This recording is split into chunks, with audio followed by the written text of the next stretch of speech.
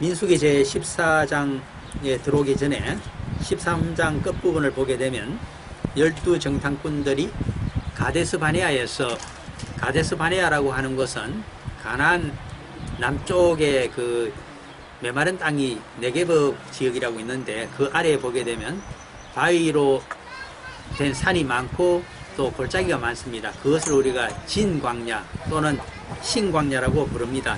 영어로는 ZIN으로 쓰는 진광야가 되겠는데, 그 아래쪽에 보게 되면 바람 광야라고 하는 아주 바람이 심하고 황량한 또 광야가 나타납니다. 지금 이스라엘 백성들이 모세의 인도함을 따라서 도착한 곳은 어디냐 하니까 가데스 바네아인데, 그곳은 이 바람 광야와 신 광야가 만나고 있는 그쪽 지역입니다. 거기서 이제 이 바위 산만 올라가서 그것을 넘어서게 되면, 바위 골짜기를 넘어서게 되면 이제 바로 네게브 지역으로 들어가고, 거기는 바로 이제 가나안 남부 지역에 해당되겠죠. 그 메마른 땅으로 들어가기 때문에, 그래서 모세는 여호와를 믿고 주신다고 하는 그 땅으로 우리가 진군을 하자, 정벌을 바로 북부를 나서자고 주장을 했는데, 12지파에, 이스라엘 12지파에는 독자적인 군대가 조직이 되어 있죠. 그들을 지휘하는 12사령관들이 그러지 말고 한번 정탐꾼을 보내어서 적지를 사사치 조사한 다음에 우리가 전략을 세워서 아주 전술적으로 들어가는 것이 좋겠다, 이렇게 다들 현실적인 방안을 제시하기 때문에 모세가 여호와 하나님께 어떻게 할까 기도를 드립니다.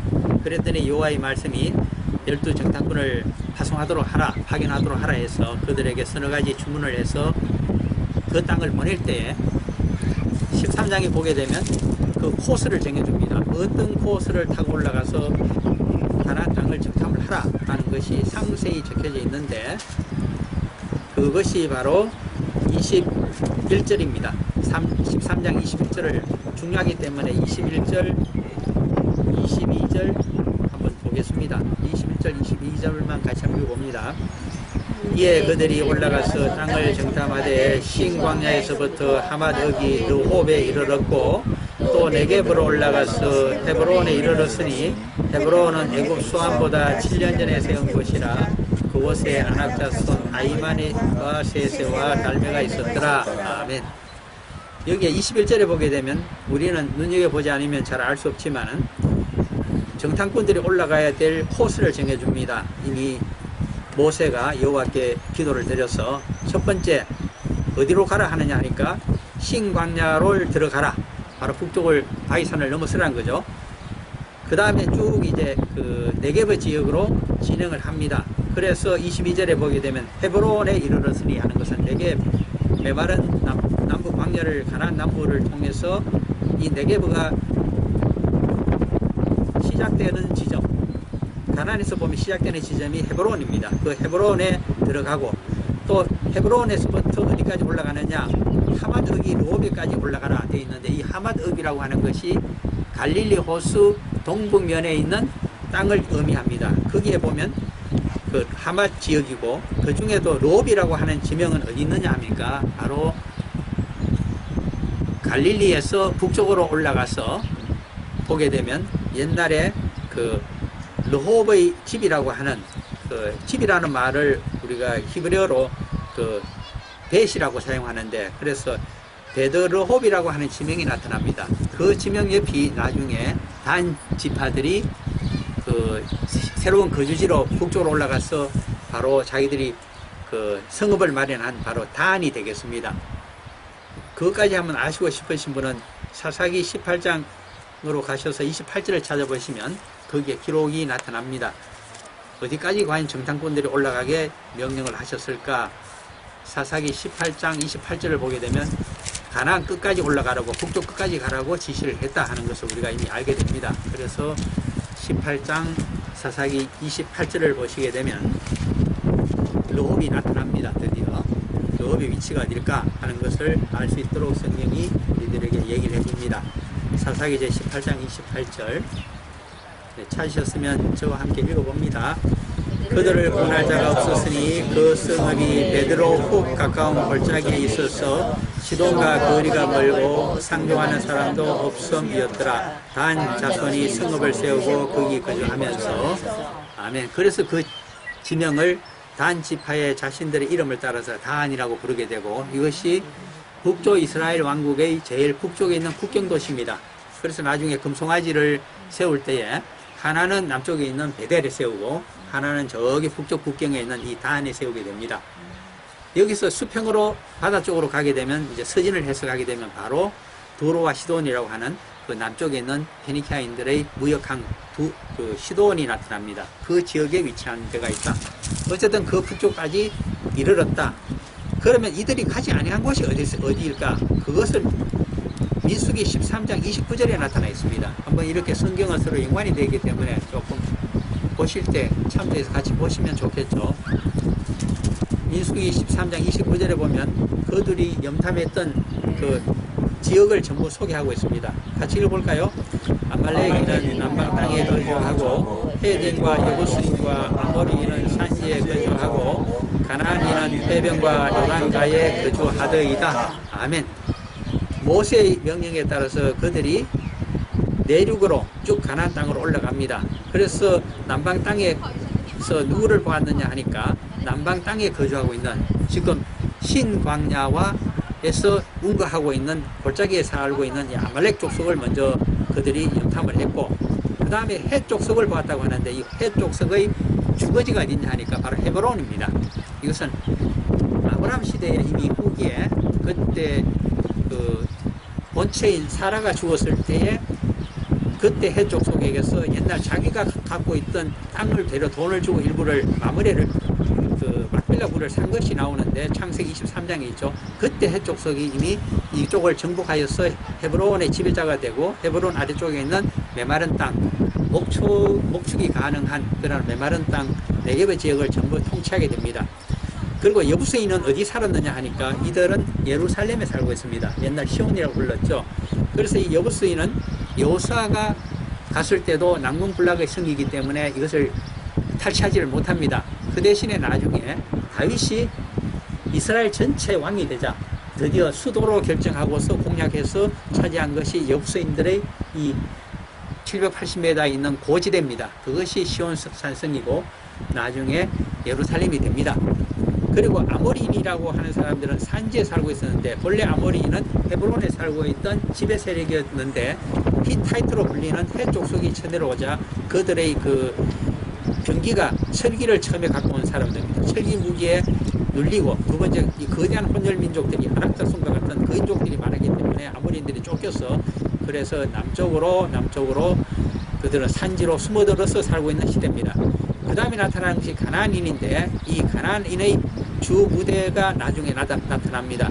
여기서는 해변과 요단강 가로 쫓겨가서 살았다고 나타나고 있는데 이때 보게 되면 이 가나안 족속들이 쫓겨서 어디에 살고 있느냐 하니까 바로 네게브 지역 남방 그 서쪽 그랄은 블레셋의 땅입니다. 거기 사이에 골짜기에 살고 있었는 것으로 나중에 나타나고 있습니다. 왜 이렇게 자세히 말씀드리냐 하니까 이 가운데 빠져있는 족속이 하나 있습니다.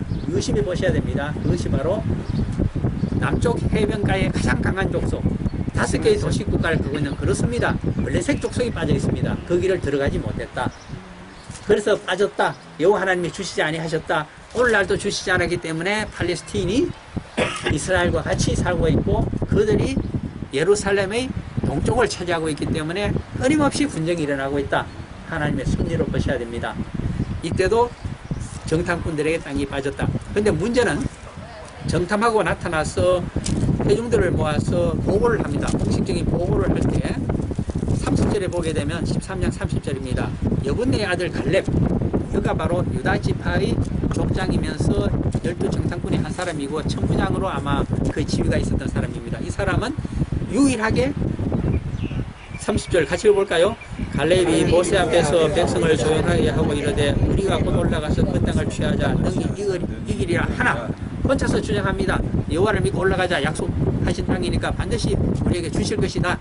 주장했지만은 31절에 그와 함께 올라갔던 사람들 10명입니다. 여호수아는 나중에 갈렙을 지지하기 때문에 빠집니다. 이 10명이 이르되 우리는 능히 올라가서 그 백성을 치지 못하리라. 그들은 우리보다 강하니라 하고 신체적인 육체적인 물리적인 조건만 보고서 자신들의 의견을 10사람이 피력합니다.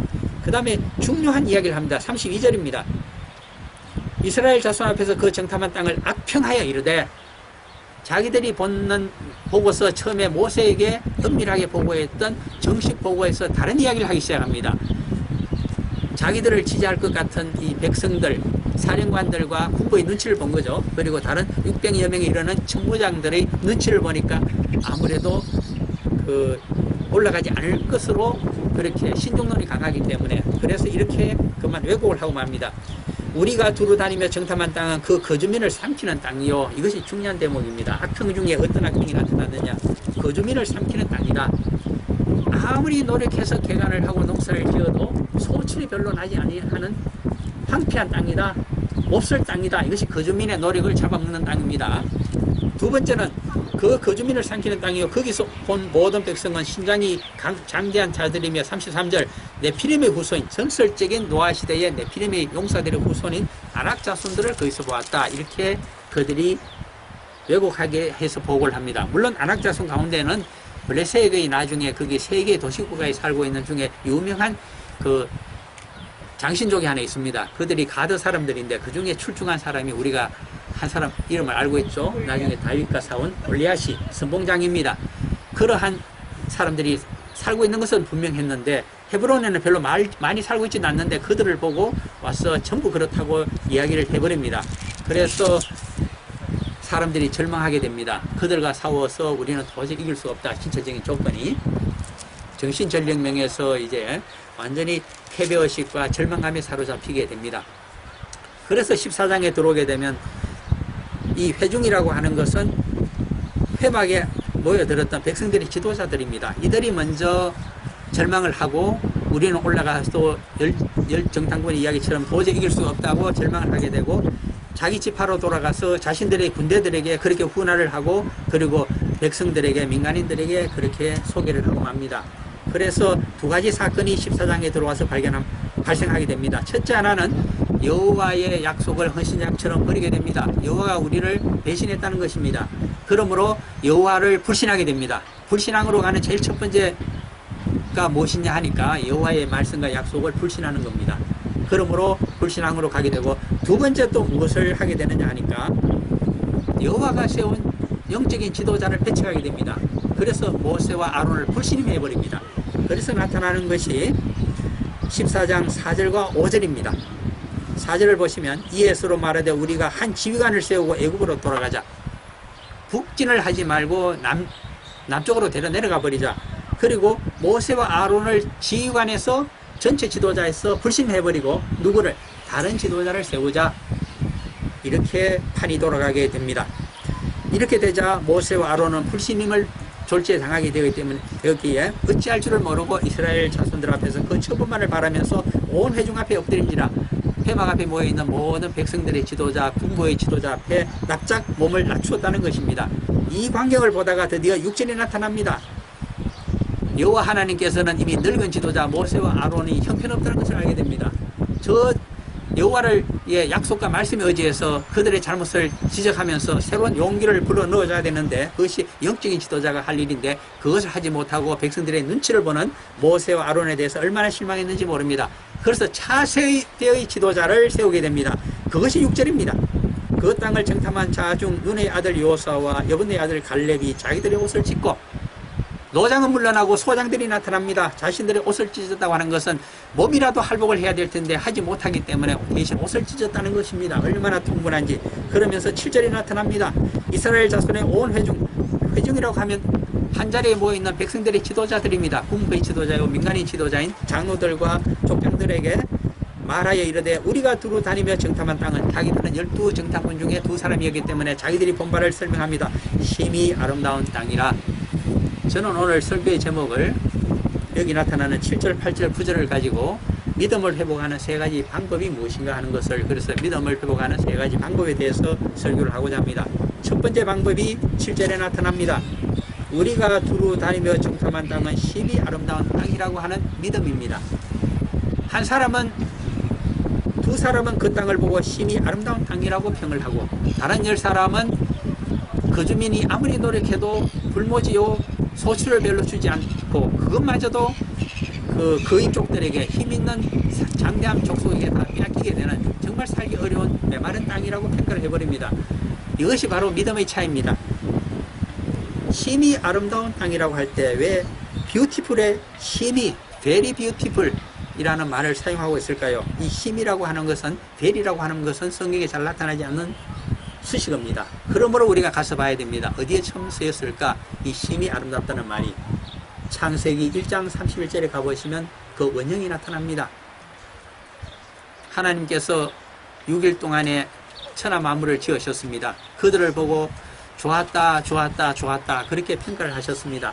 마지막 날 오후쯤에 하나님의 형상과 모양대로 자신의 청지기를 만들었습니다. 남자와 여자를 만들어 놓고 그들이 이 만물을 여호와 하나님을 대신하여 경영하는 모습을 보니까 얼마나 아름다운지 마치 자녀를 바라보는 부모의 심정과 같습니다. 그래서 비로소 1장을 끝내면서 천지 창조를 끝내면서 심히 좋았더라는 말이 바로 1장 31절에 나타나고 있습니다.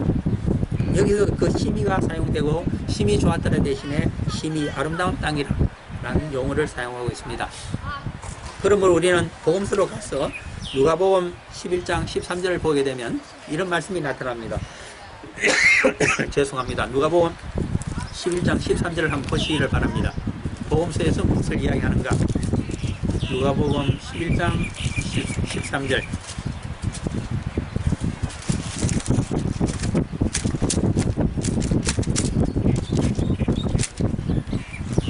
누가복음 11장 13절. 찾으셨으면 저와 함께 읽어봅니다. 너희가 할지라도 좋은 것을 자식에게 줄 줄 알거든 하물며 너희 하늘 아버지께서 구하는 자에게 성령을 주시지 않겠느냐 하시니라. 우리는 사실 우리가 요구하고 있고 기도하고 있는 것이 우리에게 가장 좋은 것인지를 모르고 있는 사람들입니다. 왜 그럴까요? 우리는 과거의 경험에 기초하여 현재의 난관을 헤쳐나갈 수 있는 그것만을 우리가 구하고 있기 때문입니다.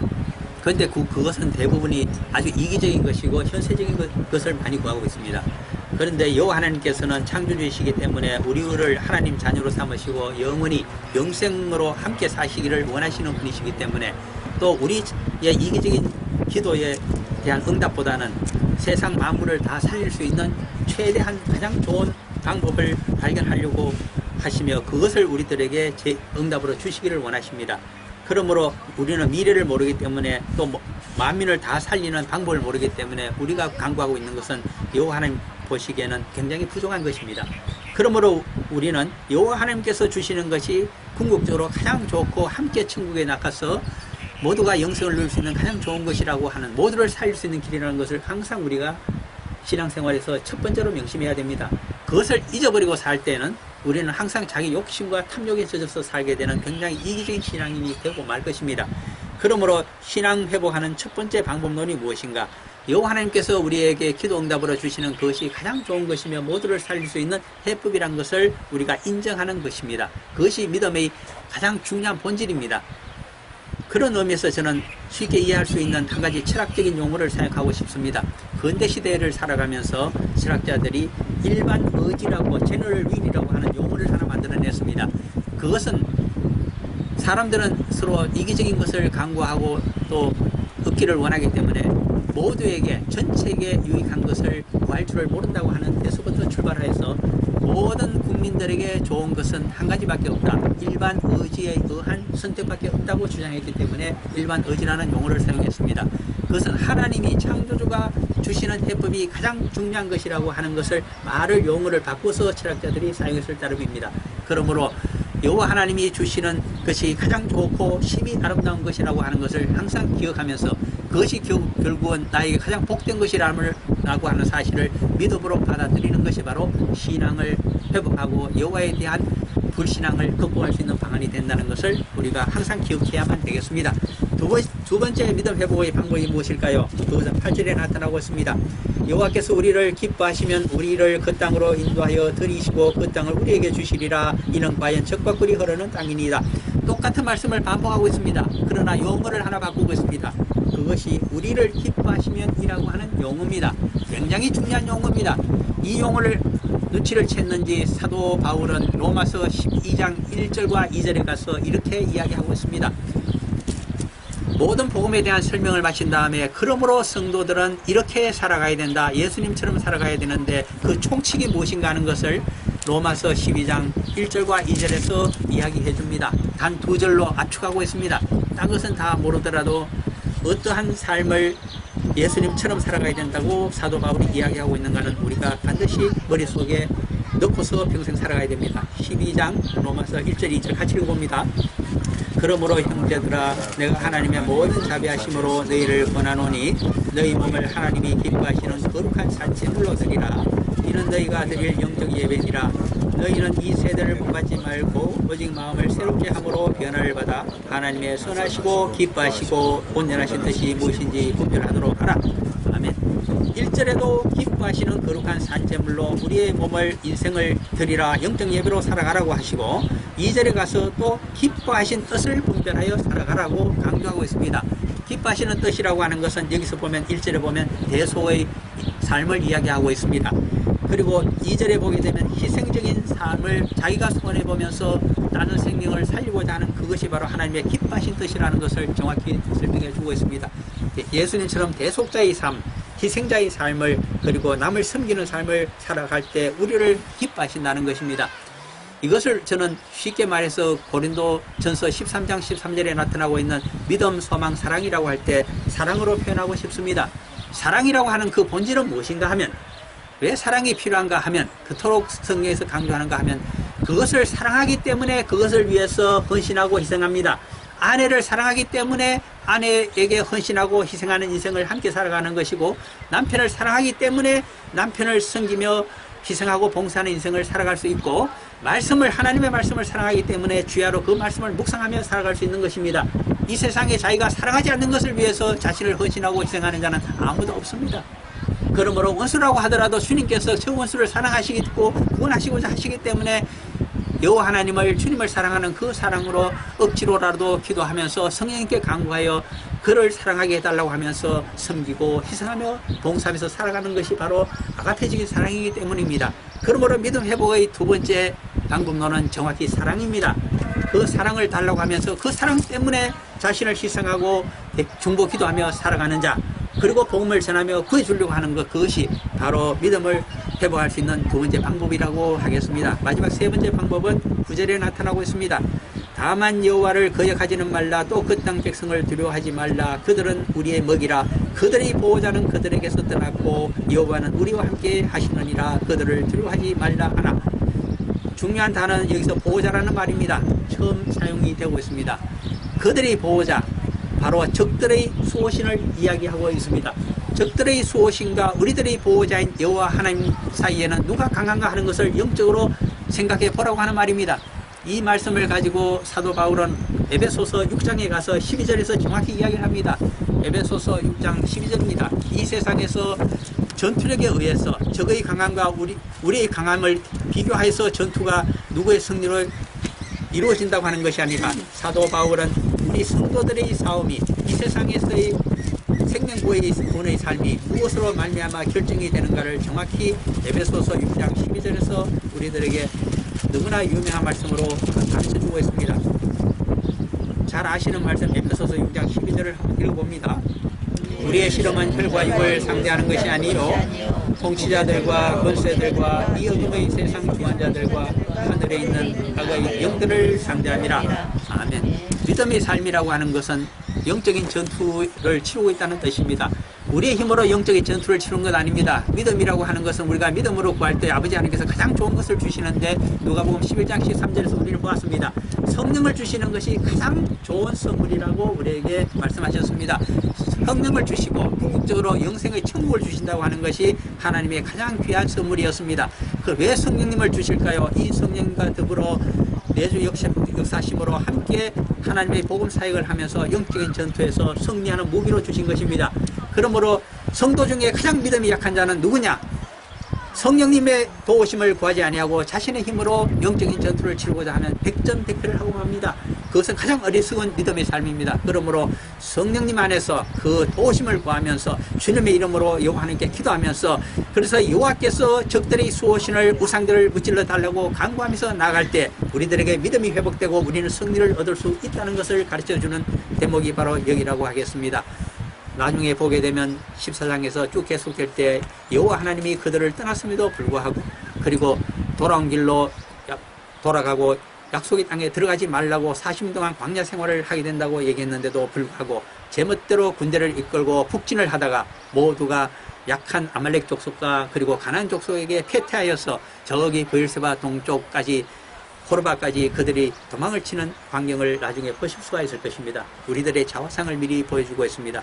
그러므로 세 가지 방법을 다시 정리해보면 그렇습니다. 믿음과 소망과 사랑이 있습니다.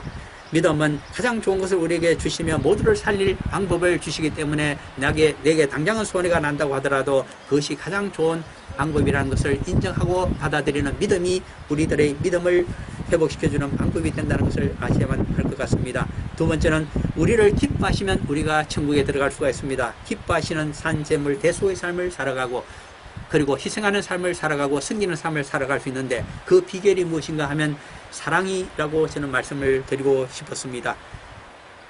여호와 하나님을 사랑하는 그 사랑으로 여호와께서 창조하신 그 창조물을 용서하고 사랑하고 섬기고 그들을 함께 천국으로 들어가자고 하는 그것이 바로 우리의 믿음을 회복시켜주는 비결이라는 것을 인정해야만 하겠습니다.